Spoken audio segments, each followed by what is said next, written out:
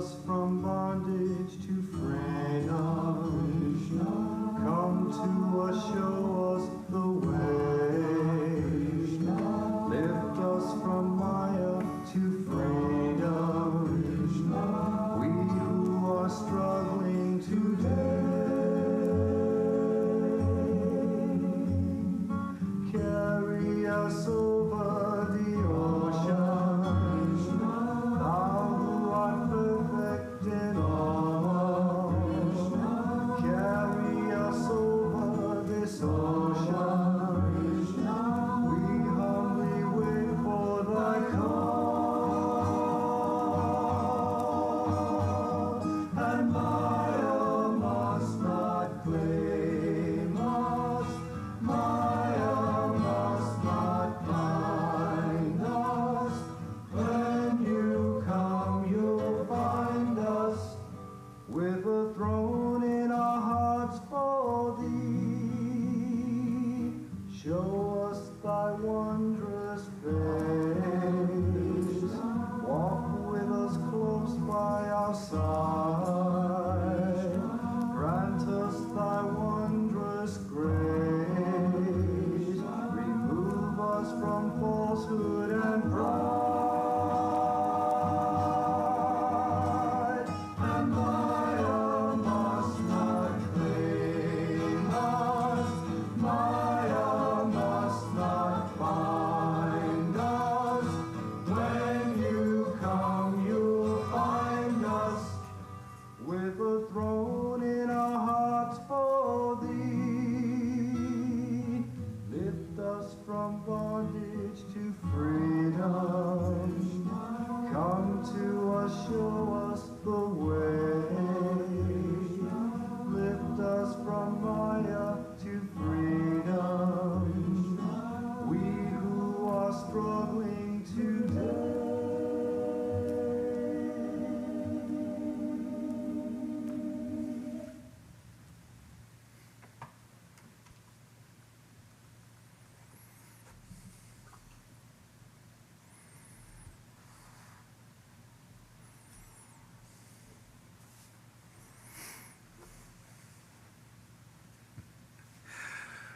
Good morning, everyone.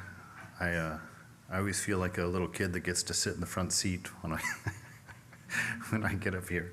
I'm not sure. I don't know if that's good or bad, but I always have such a good time talking about these things and sharing some of the experiments and, I don't know, attempts that are going on in spiritual life.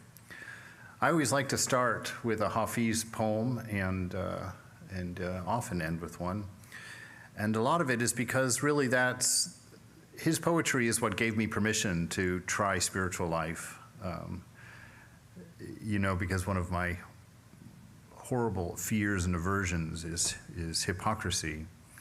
And anytime I got near spiritual life, I was always kind of staying away because of what that ideal was so high and so amazing, and I didn't want to misrepresent it.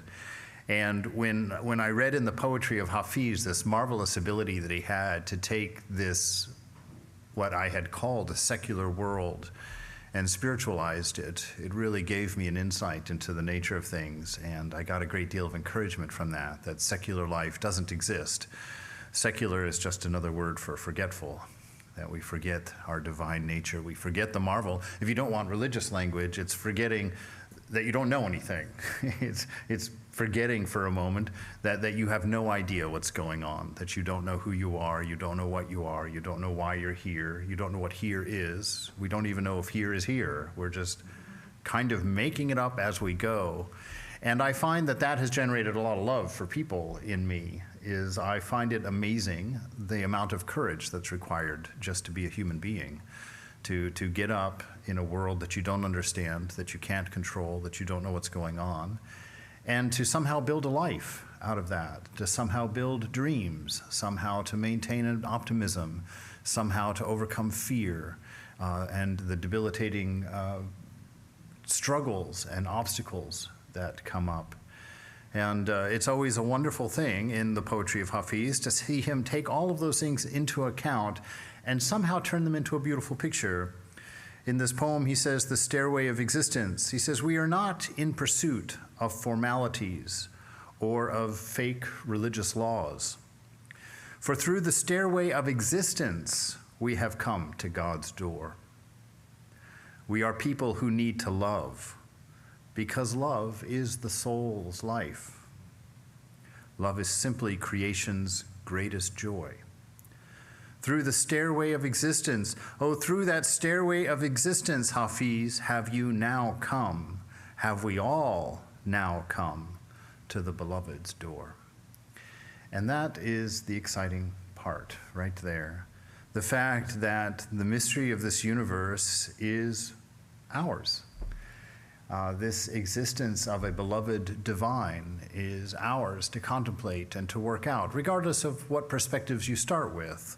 If you're going to start with there's nothing, then you have to start there and work that out. If you're going to start there with the idea there's an old man with a beard in the sky, you've got to work through that and grow that ideal. It doesn't matter where you start. That's the beauty of existence. You're always starting, and you've always got an infinite number of possibilities in front of you. You have an infinite amount of success waiting for you, that you can take this moment, which is what we're going to talk about today, and create gold out of it. Every moment comes self-equipped for success. Every moment contains all the tools and knowledge and experience that you need to realize God. Just like you get one of those crazy wooden puzzles, 3D puzzles for Christmas, and the first time you dismantle that thing, you're like, oh no, it's going to be like this the rest of my days. I might as well throw it out. Sometimes that's what life seems like. But the promise of the divine is that the presence of God is unavoidable. As long as you exist, that is your sign, your promise, and your seal that the beloved is in you and with you. And as long as you can think and make sense of what the senses give you, you can know that the divine has loaned you her intelligence. And as long as you hug your husband and pat your child on the head and feed the neighborhood dog, you can know that in love, God is with you and in you and of you. And that our task in life is not to find God. There's nothing missing. Our task in love, in love, is to realize the presence of God has never been far from us, closer than our own neck, the scriptures say. And of course, the one that Vivekananda uses that's quite interesting is so close that he can hear the anklets on an ant. So I love that idea and always begin my meditations with that first thought. I have everything that I need to realize God. I just have to put this puzzle together or give it to Mother maybe and let her do it along those lines.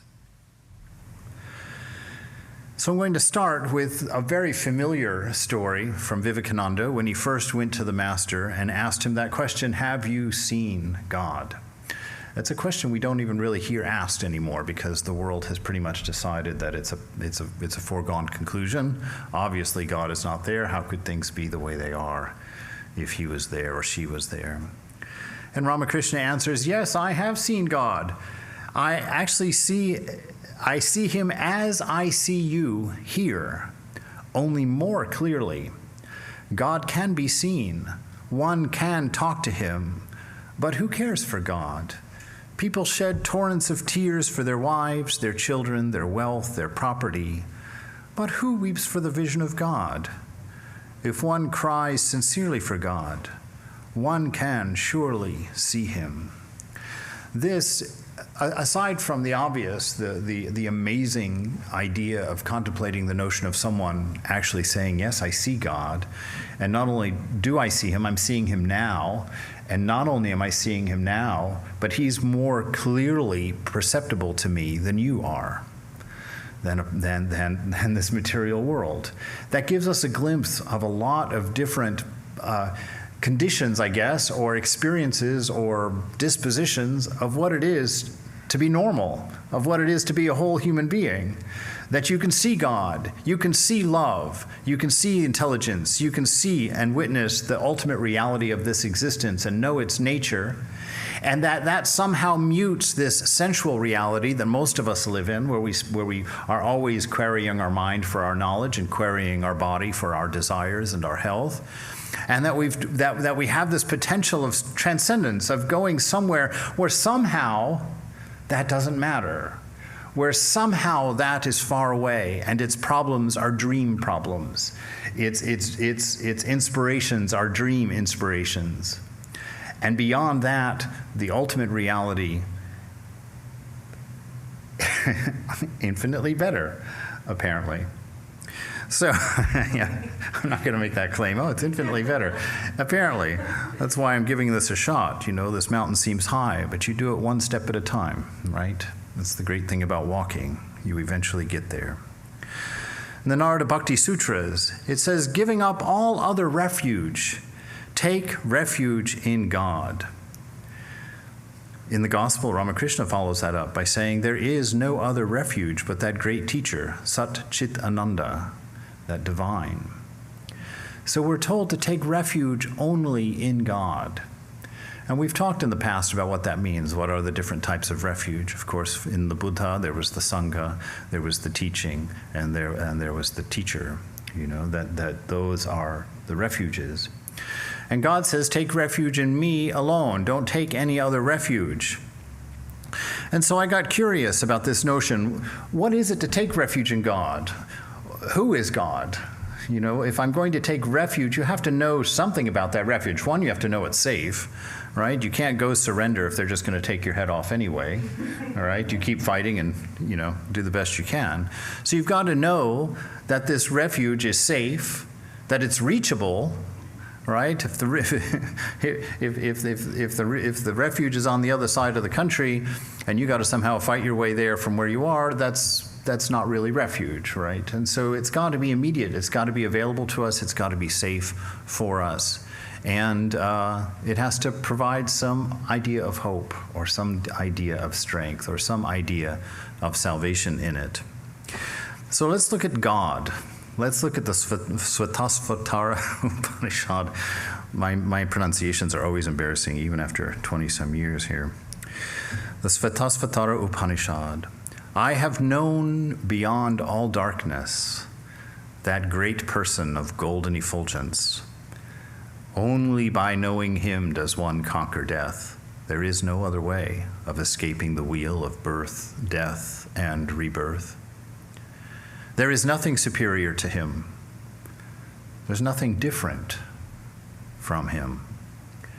There's nothing subtler or greater than he. Alone he stands, changeless, self-luminous. He, that great one, fills this universe. Though he fills the universe, he transcends it. He is untouched by its sorrow. He has no form. Those who know him become immortal.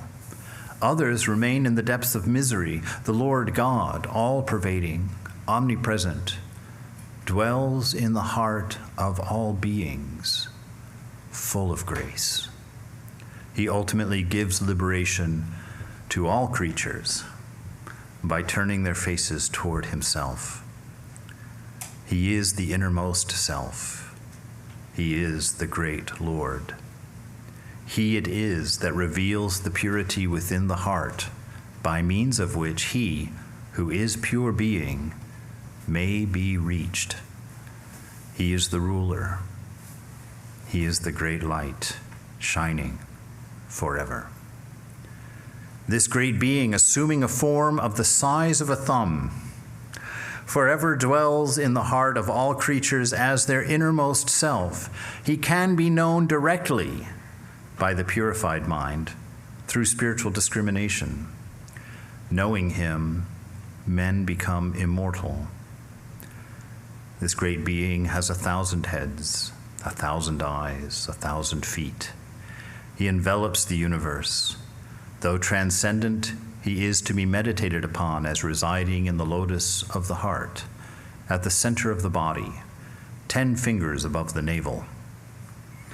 He alone is all this, what has been and what will be. He has become the universe, yet he remains forever changeless and is the Lord of immortality. He says a lot of things here, and of course these are things that we hear about God all the time. And since most of them are pretty meaningless to us, transcendent, it's like, well, okay, I know what that sort of means, but I don't know what that means like I know what the color red means, right? The color red brings all kinds of things to mind. Transcendent brings a lot of like snappy little fizzes of pictures of like, well, sort of this or that. And I want to play in this playground this morning. I want to talk about what is it to transcend? What is it for God to be in the world, to permeate the world, to know the world, to be untouched by the world, to be changeless in the world? How does all of that come together in a practical way so that I'm not standing up here giving a philosophical lecture on Philosophy 101 that we walk away dried up and bored with? How do we take something real from these ideals, from these visions, from these understandings of these great ones, to fill our hearts with joy, to cure our depressions, to lift up our anxieties, and to give us a better way? So he fills this universe and he transcends it. This is very much the same way that we deal with our mind.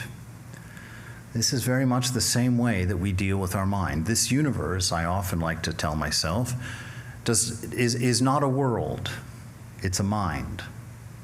So I don't inhabit a world, I inhabit a mind. I've said that in the past.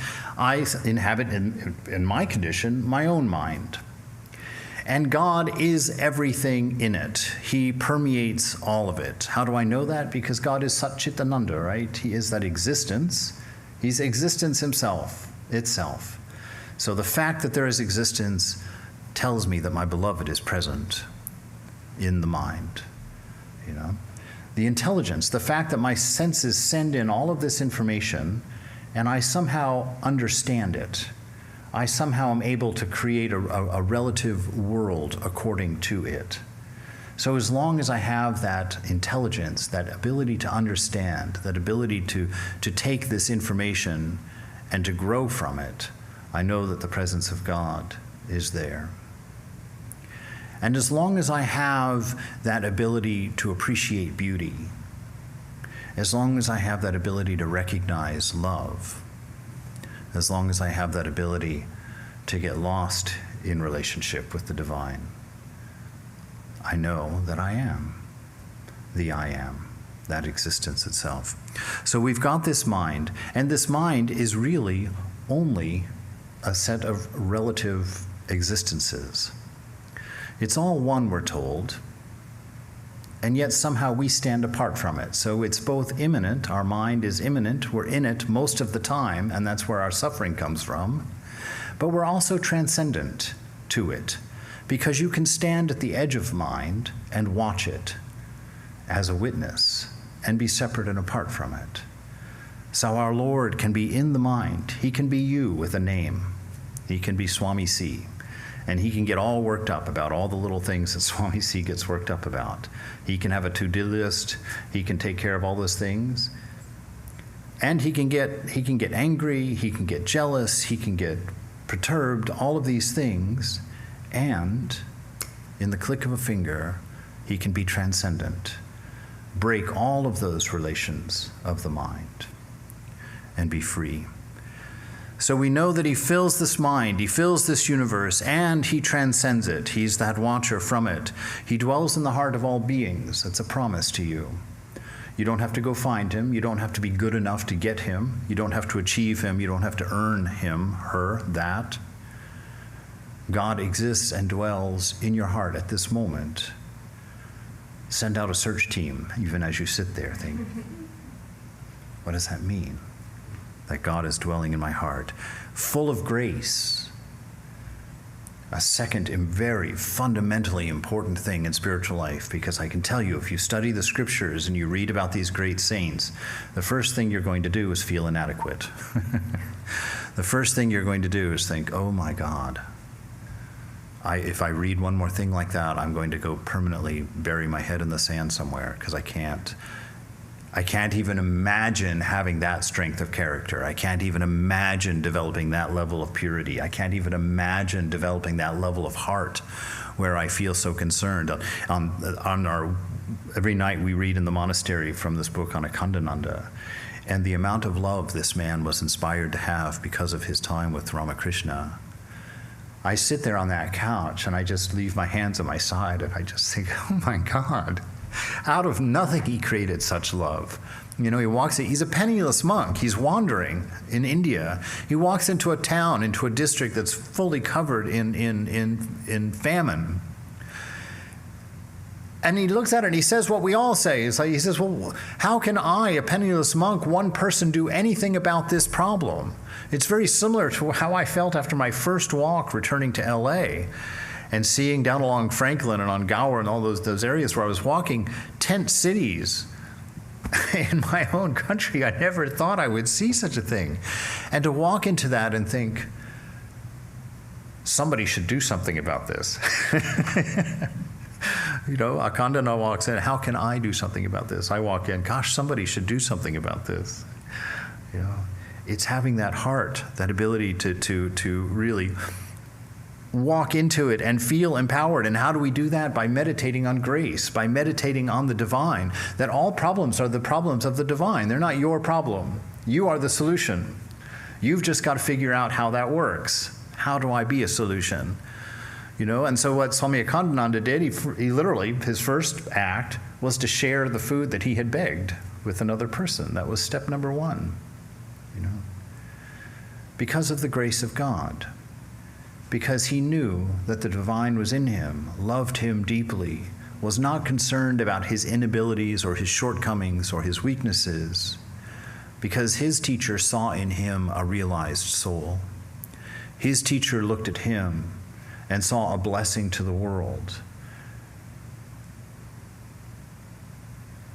When the Divine Mother looks at you, that's what she sees. That's what makes her divine. She sees you, realized already, because what is time to her? She sees you perfected already, because what is time to her? She sees you as her immortal beloved, because she knows that's all there is. So when you go to the Lord in that meditation or in that prayer, don't sit there and think you have to drag in with you a big bag of all your sins to describe and to repent of and to lament over, and sit there and look at and think, oh my God, I'm never going to get anywhere in this spiritual life. No, that's mind alone. That's ego alone. You'll never be able to pay for it. And Mother has said she'll take care of it. Let her take care of it. She is untouched by its sorrow in this world. What does that mean, that God is untouched? Does that mean he doesn't care? No, it means he can detach at any time. That's your nature as well. Your mind can be in any state of anxiety. All of your problems actually come from mind. All of your karma is stored in mind. That's where it's kept. You know? In the world I inhabit, God doesn't keep track of karma. He doesn't keep a spreadsheet up there of like, okay, well, we got to make sure that he pays for that peanut butter and jelly sandwich at some point. God is not concerned. How do I know that? Because the scripture says God keeps no record of wrongs. 1 Corinthians 13 in the Bible, the Christian Bible, God keeps no record of wrongs. So what keeps the record of wrongs? Because I certainly know it. I certainly can list it out to you. It's your own mind that stores your karma. And it's your own mind that demands that you pay for it. And you say, well, how does that work? Because the mind is a relative contraption. And the thing that created that relativity in there, all those relationships that are causing your anxieties, your to-do lists, the things you think you have to accomplish, all of your faults, all of your mistakes, is your memory, your history. And in this moment, taking this moment as refuge, is the ability to understand that this moment has no history. This moment contains all the history and all of the future, but this moment is pure in and of itself. You can set everything down and sit with the beloved. You don't have to drag it all in with you. She will ultimately give you liberation because you are a creature, and all creatures are going to get liberation. And she's going to do this by turning your face toward herself.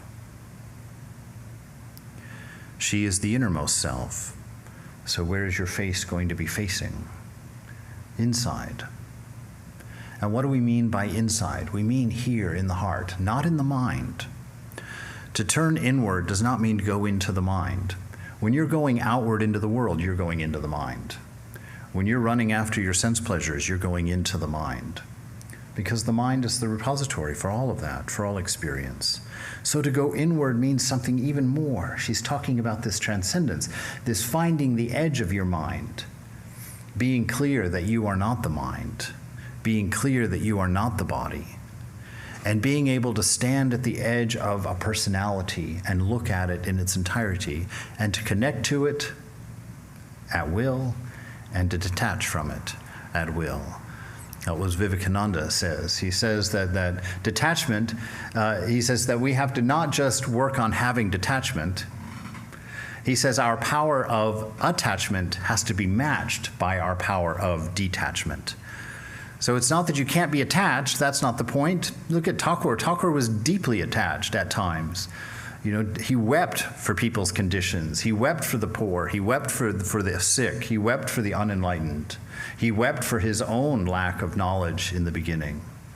So he was attached. But the miracle of Thakur was that he had developed his power of detachment to match his level of attachment. And that's what we need to do. So he does this by revealing the purity that is within the heart. That's where your purity is. It's you before you're you. It's you before you said the wrong thing. It's you before you went looking for the wrong things. It's you before you got ignorant. It's that you that stood there at the mind thinking, what am I going to do with this life? And before you did anything, that was the divine. That was God. That is God. That is you. Your personality is actually just sort of a chemical reaction when God meets the material. When God meets the material, when he comes through that little thumb-sized hole in the heart and pours into the mind, and then takes into conditions all these separate objects that we've tossed in there and built relationships with. And what is that building relationships between, this relativity? What is it? That's our bondage. That's why they call it bondage, right? If I was one without a second, who would care how fat I was? Would I ever even think about it? If I was one without a second, who would care how old I was? Who would care how rich I was? Who would care whether I had done my things or not done my things? That's that state of being yourself before mind. That's the purity of mind. Mind is what? Purity is what? Purity is that idea of removing me and mine from everything, including your mind.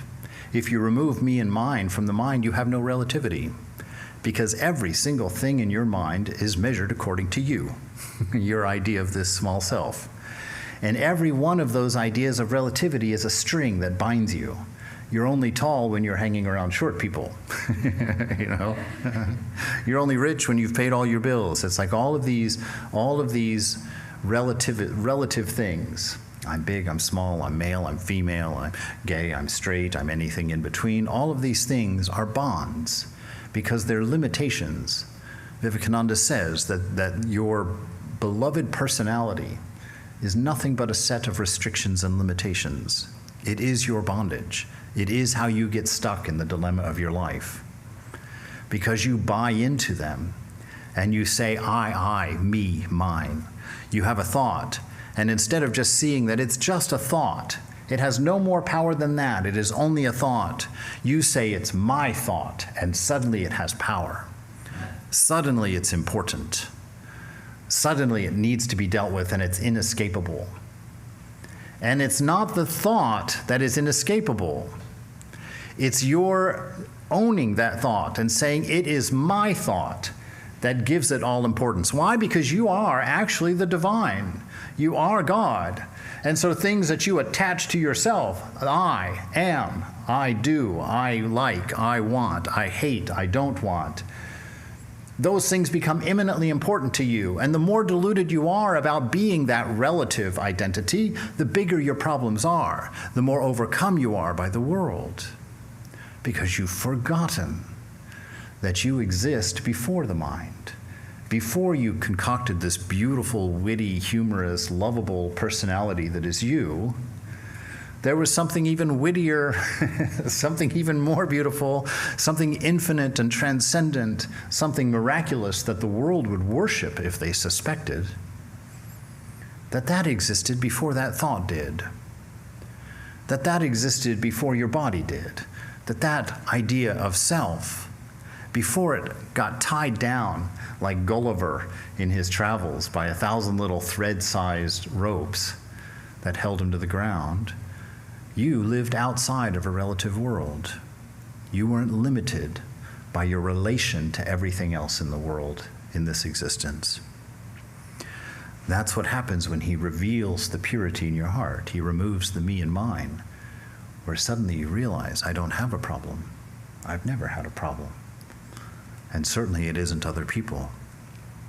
This great being, assuming the form the size of a thumb, forever dwells in the heart. Forever dwells in the heart. There's nothing you can do to get rid of her. Nothing you can do to anger God so much that he's just going to walk away from you and say, poof, whatever, I'm done with you. Miss Thing, I'm moving on. No. Forever he will dwell in your heart. That means your hope is endless. Your chances are endless. You can start over as many times as you want. And of course, all my lectures turn into the same thing because I love the same scriptures no matter what lecture I'm giving. And that one, that my favorite scene between M and Swamiji is when Swamiji, after the passing of Thakur, tells him that he's feeling like, I want to sit and take a vow to not eat anything until I realize God. He wants to get serious about it. And so M says, well, why don't you do it? Yeah. And he says, I'm afraid I'll get hungry. And M says the most perfect thing. He says, so eat and begin again. Eat and begin again. This is what we do in spiritual life. Yes, we're idiots. Yes, we're ignorant. Yes, we're bumbling around in this world that we know nothing about, trying to do something grand and something big and something right and something beautiful, having not even an idea of how to use the tools that are at hand to do that. So do we cringe and cower and do nothing out of fear of making a mistake? No, we make a mistake and we begin again. We learn from it. We grow from it. This ladder of existence that Hafiz was talking about has brought us to the door of God, to the divine. Sri Ramakrishna says, God is of the nature of bliss. Can the path taking us toward him be joyless? The first impression one gets on seeing people who are always cross and sullen is that they are suffering from some disease. These are not the characteristics of a spiritual aspirant. As we progress toward God, our inner experiences manifest externally and spread all around. Our love for God should be such that everything else appears trivial. That's how Thakur could say, yes, I see him even now more clearly than I see you. Because that relationship was immanent, that relationship was present, that relationship was next to the soul. It was before mind. It colored and influenced everything that was in the mind. It colored and influenced everything that was in the heart. It was more real than anything in his senses. It was a direct experience of the divine. Our love for God should be such that everything else appears trivial. According to the Bhagavata, it drives away attachment for everything else. What a great promise. What an incredible promise. How do we overcome our attachment to all of the little conditions and relative experiences of the mind? By knowing the nature that stands just before it. By remembering the nature that was there before it got colored. And that will drive away your attachment to all other things because you will understand that they exist after. How do you know that? Because everything in the relative world has an expiration date. And if you depend on things with expiration dates for your happiness, you're going to have to replace them. constantly, over and over and over again. That's bondage. That's being stuck in this world. These things are trivial. They're small. Remember your nature before the mind. Remember your nature before your delightful personality. Remember that nature, Sat Chit Ananda, pure love, pure bliss, pure existence, absolute. Everything else is trivialized because nothing else is unchanging and eternal. It drives away attachment for everything else. The aversion that we feel for the world after tasting this love is called renunciation. Another way of acquiring renunciation is to understand well and truly that this world is transitory. See, we have this idea of renunciation that oh my God, that means I can't do any of my favorite things anymore.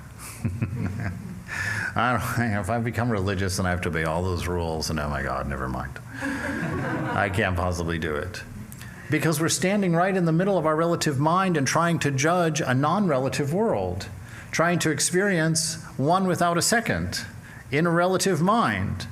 And we can't do it because we've never looked at the space before mind. Even in our spiritual life, I'm assuming this about all of you. I'm assuming that you guys are struggling through the same things.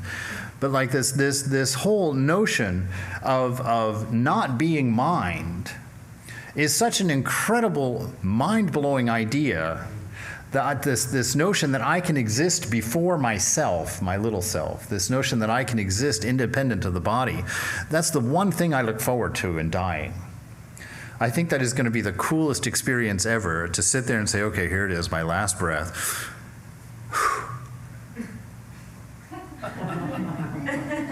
Oh my God, I'm still here.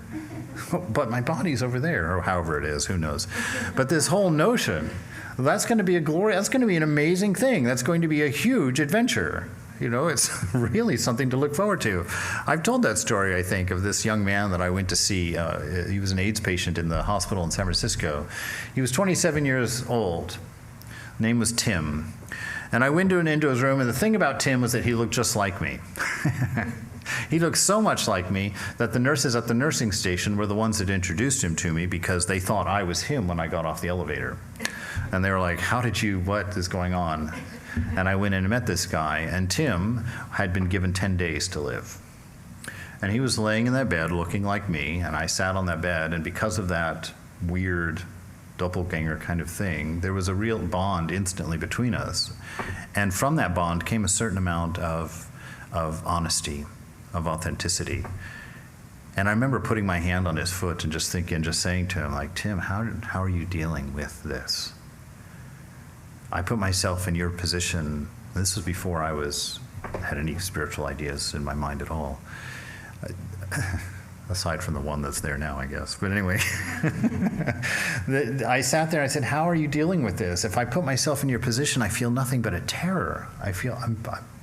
And I said, and yet you don't seem to be terrified. He said to me, well, I was terrified when I first found out that I had this disease and I knew that my life was going to end. I was terribly afraid. He said, but I had a lot of time to think. And he says, one of the things that's occurred to me is that I've never been on an adventure in my life before. I've always known to some extent what was coming. I always had some idea of how it was going to be. There was always some imagination that I knew would be relevant toward that situation. And he says, now for the first time in my life, I'm going on an adventure. I have no idea what's coming. I have not any imagination of what is going to be. And he said, I've decided to look at it like that. And he says, frankly, I'm excited.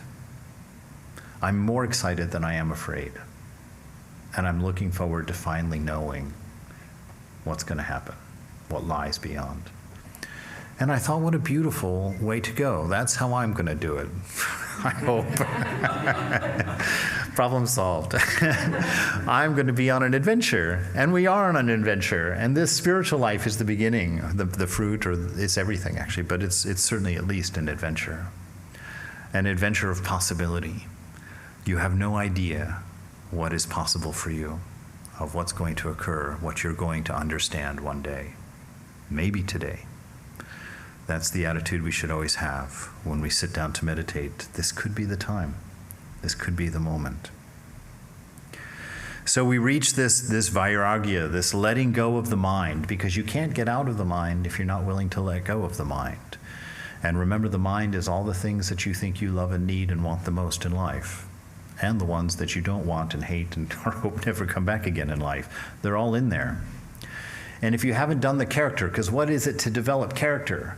To develop character means to be able to control the mind, to control the senses, to not be overwhelmed by whimsical thoughts that come to the mind, to be able to say yes and to say no, and have it remain a yes and have it remain a no. That's character. And do we have to develop this character because God cares about character and he doesn't want to know uncharactered people? No, that's not the point at all. You have to develop this character so that you can find your freedom, so that you can enjoy the morning when you wake up and not feel like, oh my God, this day is horrible. I'm going to stay in bed and be depressed. I'm not going to do anything. That's why you have to develop character.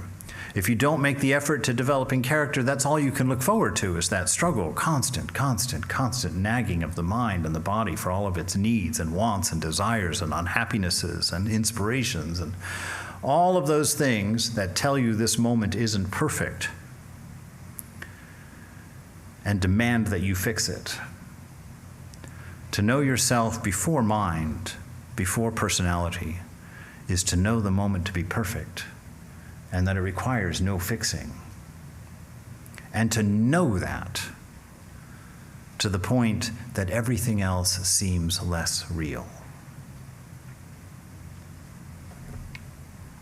The Master repeatedly tries to make us understand that renunciation means both aversion for the world and love for God.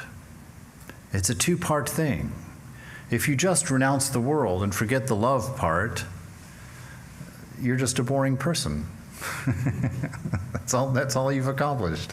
A person who doesn't have any opinions, any ideas, any inspirations. You've become a log. You've become a rock. Congratulations. That's not where we're going. We have renunciation because we let go of these meaningless trivialities that tie us down and define us in little boxes that we can't get out of. For what? For love. So that we can find a love that's equally free. We can find a love that's equally unconditioned. We can find a love that's equally full and satisfying. That is the divine, the beloved, standing at the edge of mind before he jumps in to be you. Renunciation means both aversion for the world and love for God. If both are not present, according to Ramakrishna, then our renunciation is not true. It is not true renunciation.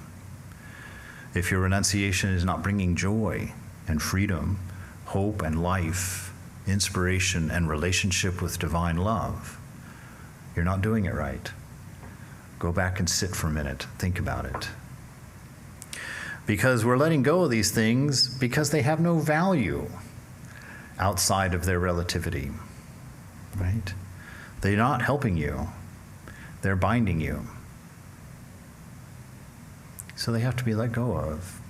So it's love of God that breaks attachment, and that firm and true understanding that everything expires, that it's all temporary, and that as long as your mood, your state of mind, your idea of the day, your hope for life are all based on relative things and conditions, they're going to be unstable. They're not going to be reliable.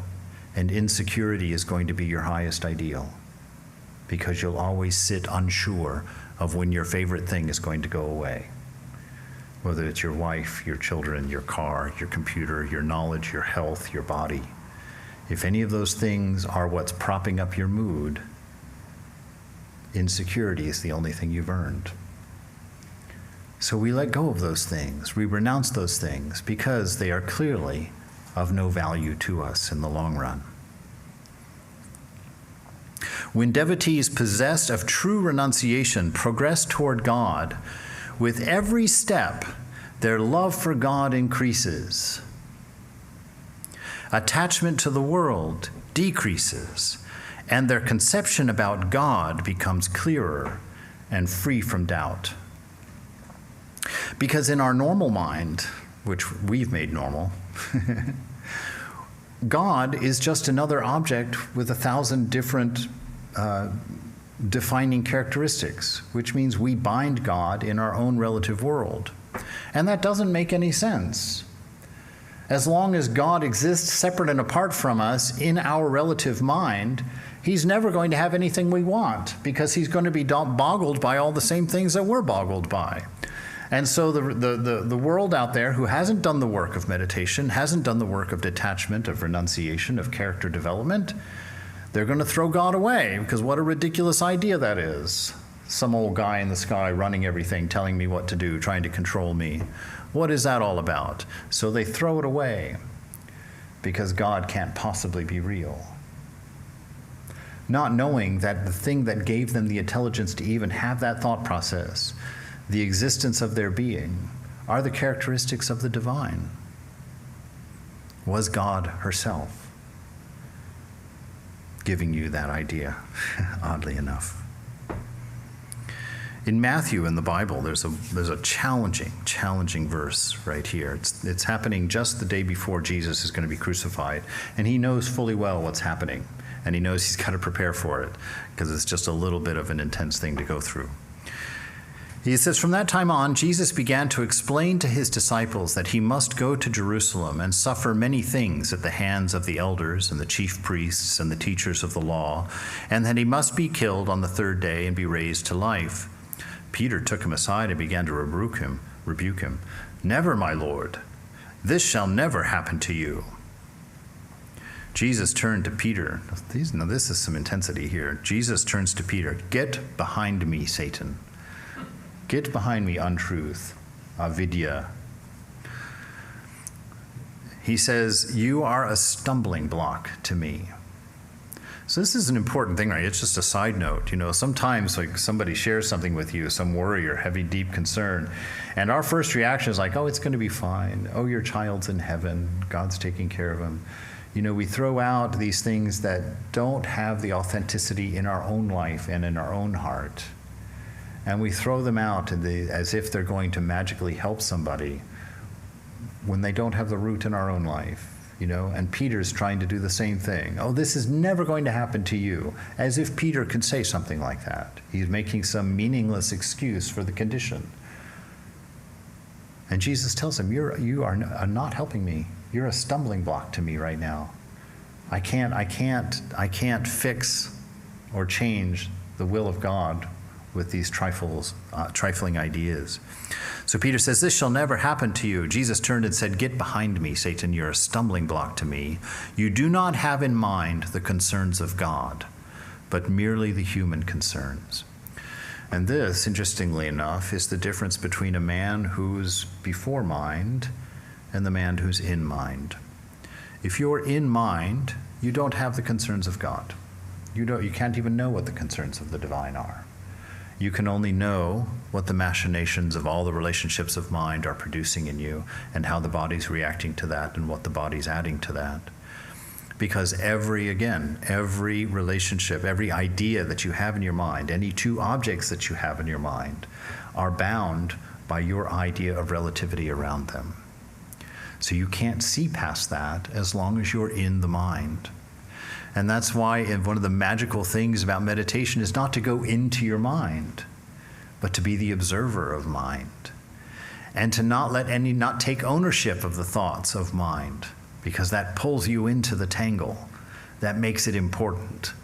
And the mind is such a wily little beast of a thing. It's amazing how it can trick you into identifying with it in the most simple of ways. You know, one of my favorite jokes about my own spiritual life was sitting and trying to do that Buddhist practice one time of just sitting and having a thought appear, watching it, and then letting it go and let the next one come and take its place. And if you can manage to do that actually without identifying with the thought, without attaching to it, really just watching it come and go, you do become aware of the bliss of this divine nature that God has placed within you. It is there. It comes up. It starts making you aware of itself because you're not distracted by anything. And what happens then is the mind shoots through a really cool thought that has the word I in it. I'm having a great meditation. And you believe that one. All the other ones, they were just thoughts they went through. They didn't have to belong to me. But this one has I in it. This one's mine. And you grab onto it. I'm having a great meditation. And what happens? Suddenly you don't have a great meditation anymore. And you're like, oh my God. You've objectified meditation. If you've objectified it, then you had to bind it with all of the relative ideas of how it relates to everything else going on. You have to bring in the idea of a bad meditation. And then you have to bring in all the problems of why it's a bad meditation. And then you have to hate yourself for being a lousy meditator. You know? And so you get stuck in these things. Meditation is to stand at the edge of this infinite mind and to know that you're free of it. And in that, to recognize the love that is you at that moment is unconditioned and can be given freely in any direction for any reason or no reason. That courage of existence, knowing that you are immortal, will never die, releases you from that fear because divine love is your nature. To find that place, that's meditation. To sit there and freely watch the mind, not get involved in whether it's doing this, that, or the other. It's not a concern. Be unconcerned. But don't be attached to being unconcerned. Let it be free. And so Jesus turns to Peter and he says, get behind me. Your ideas are the ideas of the world. They're not the ideas of God, because you're in your mind and you're just tangled up in all these relationships.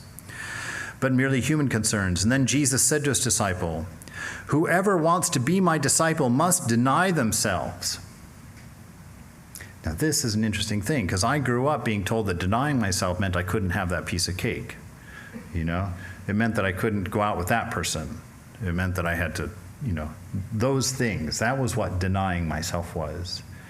I have an idea, though, that what Jesus is telling us, you have to deny the very idea of yourself.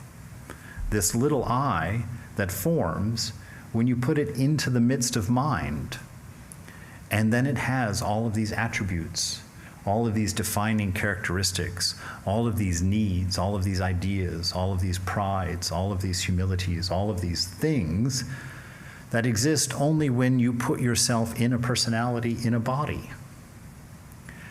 He's telling you, go back to the edge of your mind.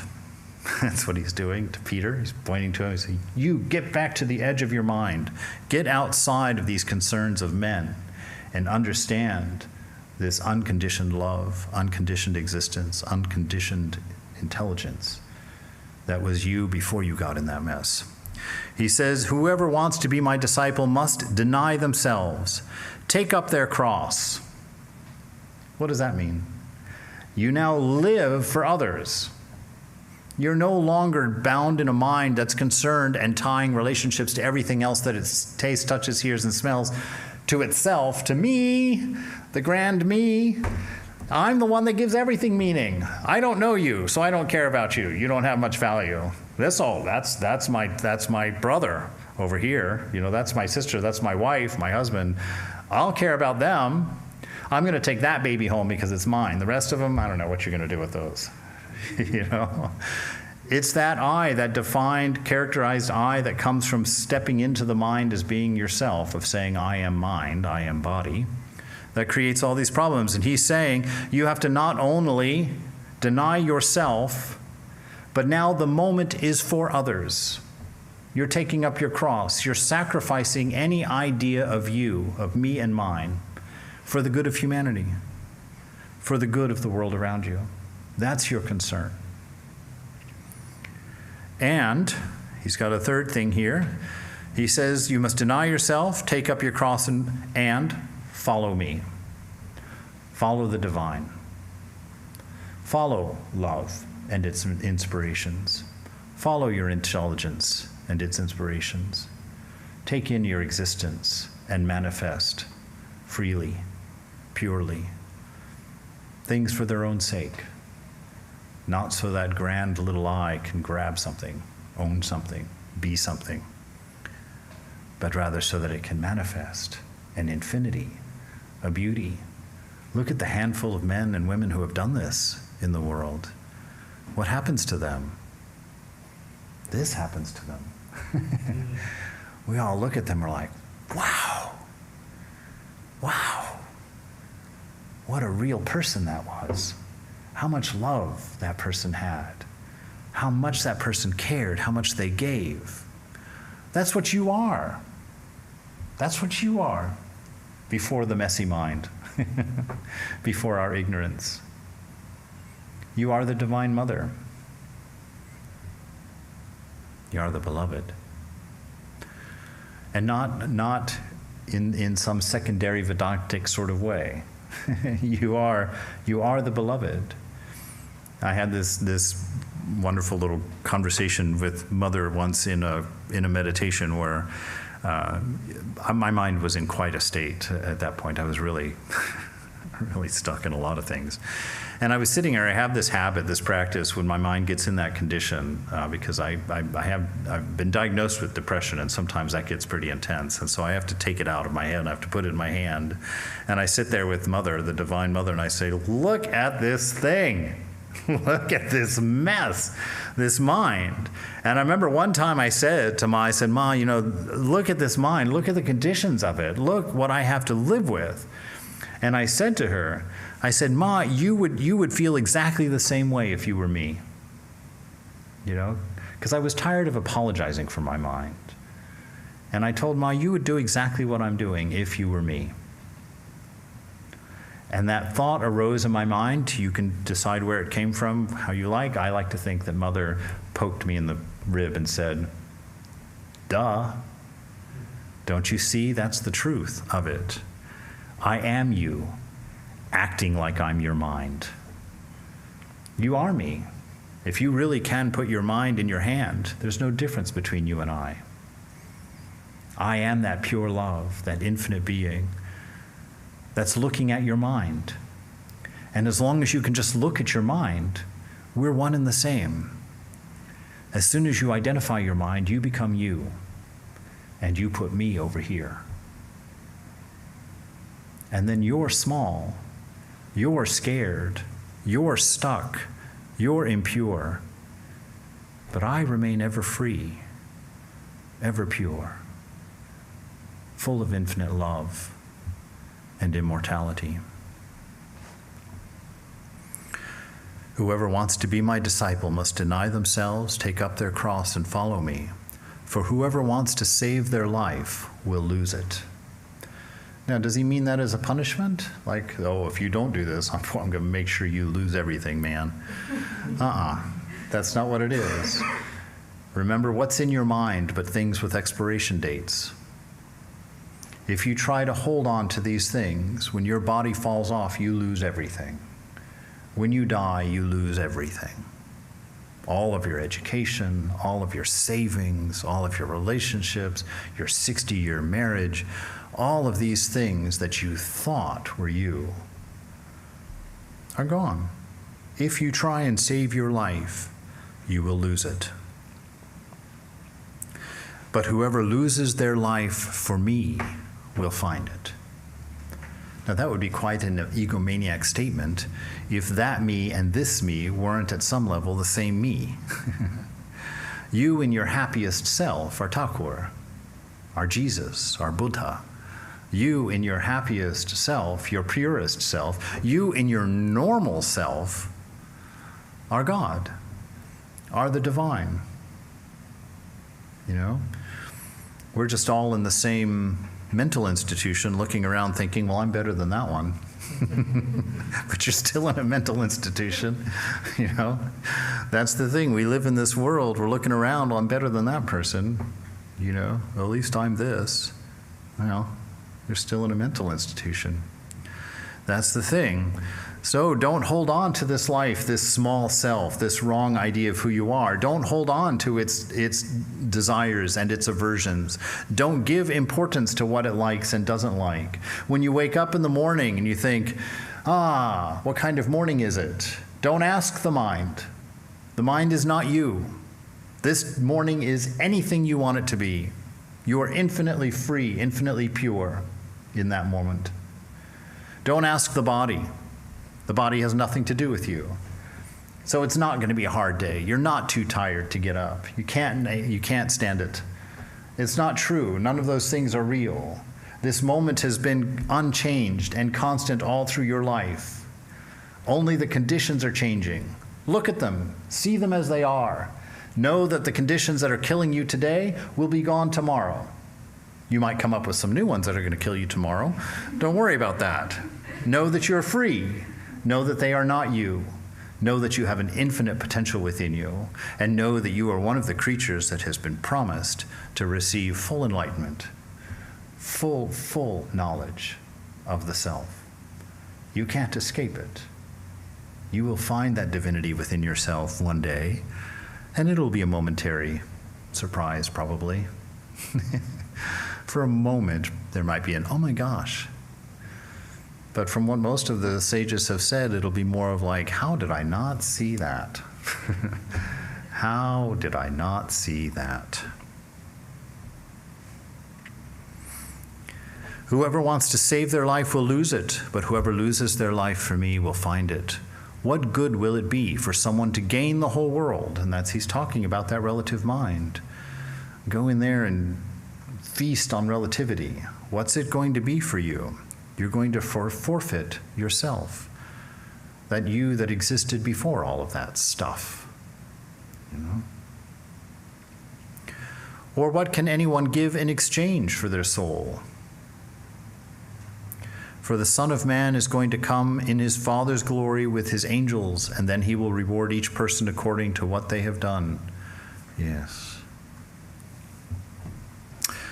In his lecture called My Master, Swami Vivekananda said, in the presence of my Master, I found out that a man could be perfect even in this body. Those lips never cursed anyone.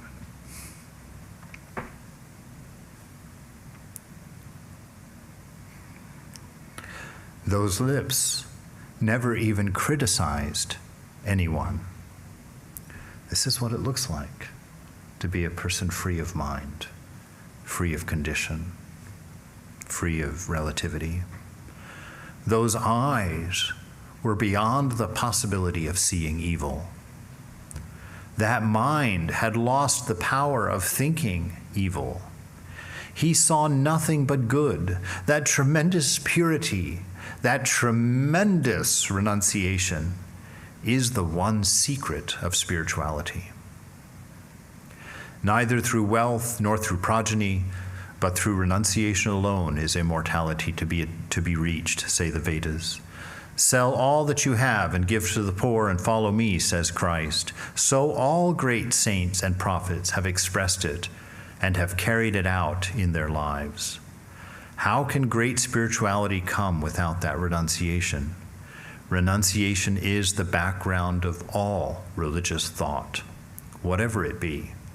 And you will always find that the more this idea of renunciation diminishes, the more sensuality will creep into the field of religion, and spirituality will decrease.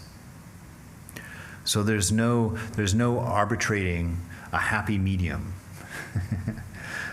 You can't serve both God and mammon, is another word. You can't be in the mind and out of the mind. You can't be of infinite adjective and a subset of characteristics. You're bigger than all of that. So what is it to take refuge in this moment? To take refuge in this moment is to know that this moment doesn't have a history. Sri Nisargadatta says, when he's in a Q&A session, someone asks him, what is cause and effect? And Maharaj says, each moment contains the whole of the past. This moment contains it, and creates the whole of the future. This moment, the one that we're in. But past and future exist, the questioner says. Maharaj says, in mind only. So your past doesn't exist. If you talk about it, it's in the present. The past doesn't exist. It's a conceptual thing. Now, that's interesting philosophically, but think about its implications. What does it mean for you right now that you don't have a past? If you don't have a past, are you male or female? If you don't have a past, are you happy or sad? If you don't have a past, do you have things that need to be done or not? Do you have faults? You see, not having the past, being pure in the moment, no I, you're free right now. You can go ahead and pull all of those attributes from the past. Oh, in 2008 I was diagnosed with depression, so I'm depressed. Oh, well, I had this accident, or I did this, or this happened, or I lost that job, or this person didn't like me. You can let go of all that. Give yourself permission to let go of all of it. And to take this moment, be free, and just take it as it comes. Don't cognate. Don't jump into mind in order to make your life happen. Be free and take it as it comes and do as is manifested in you. Because that love, that intelligence, that existence, which is your pure self, will always manifest perfection if you can keep it free, if you can let it do what it does, be what it is, instead of constantly defining it, constantly forcing it through little pathways this way, that way, and the other, based on the needs of a body and a mind, a me, a small I, that creates all the evil in the world, creates all the misery and suffering. Why? Because you took the child's lollipop because you wanted it, and now he doesn't have one and he's miserable. That's what it is to make decisions based on the body-mind. In the mind only. Time is in the mind. Space is in the mind. The law of cause and effect is also just a way of thinking. In reality, all is here and now, and all is one. Multiplicity and diversity are in the mind only. The questioner says, well, still, you're in favor of relieving suffering, even though destruction of the incurably diseased body. Maharaj says, again, you look from the outside, while I look from within. I do not see a sufferer. I am the sufferer. I know him from within and do what is right spontaneously and effortlessly. I follow no rules nor lay down rules. I flow with life, faithfully and irresistibly. Do not be afraid to dive into the moment, for God is here. He set you free.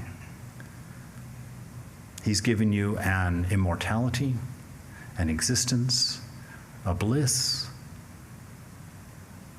intelligence, and the promise of freedom. Dive into the moment. Let go of your limitations. Let go of your presuppositions, and make it what you're inspired to be in it. Don't let it make you what it needs or wants or desires. If you dare to declare that you are free, Swamiji says, you are free this moment. If you say you are bound, bound you will remain. This is what Advaita boldly declares. Be free. The next time you're anxious, the next time you're terrified, the next time you're stressed, full of anxiety, the next time that depressive mind lights up and puts its box on you, no, it's a choice. It's not you. It's the mind. I have to look through a depressed mind today. Oh well. I'll take that into account. But I won't be controlled by it. I'll look through a jealous mind. I'll look through a lonely mind. I'll look through a disappointed mind. But I'm ever free. I'm ever pure. And I will never die.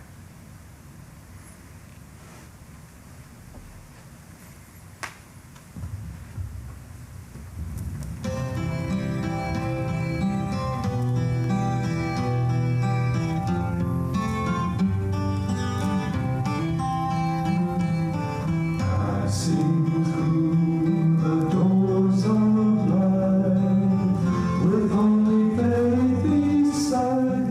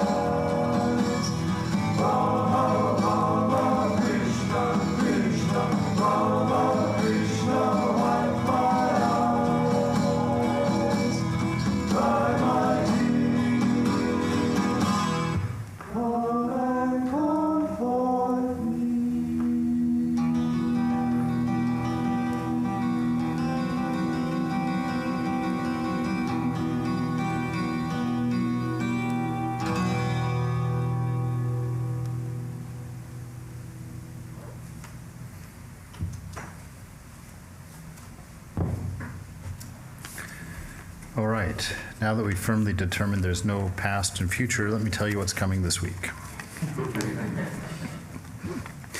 See, that's the right response, a chuckle. It's like, know that it's not true, laugh about that, and do what needs to be done. So this next Sunday, Swami Arupeshananda is going to be speaking on Shodashi Puja. We've got all of our classes going on this week. 4:30 on Tuesday, the Srimad Bhagavatam with Swami Sarvadevananda. Tuesdays at 7:30, the Shanti Gita, also with Swami Sarvadevananda. Wednesday at 7:30 p.m., the Gospel of Sri Ramakrishna. This coming week, it's going to be Prabhadraka Sevaprana giving that class. Thursdays at 7:30, the Bhagavad Gita. With Swami Satyamayananda. And Fridays, Living Wisdom of Swami Abhedananda with Swami Atma Vidyananda. So Saturday, there's the meditation class at 10 a.m. on Mantra Yoga by Swami Satyamayananda. All right. And that's it. Are there any concerns, questions? I went overtime and used up all of our Q&A, so we'll have to do that in the yard later. All right. Jai Ma, be well, be free.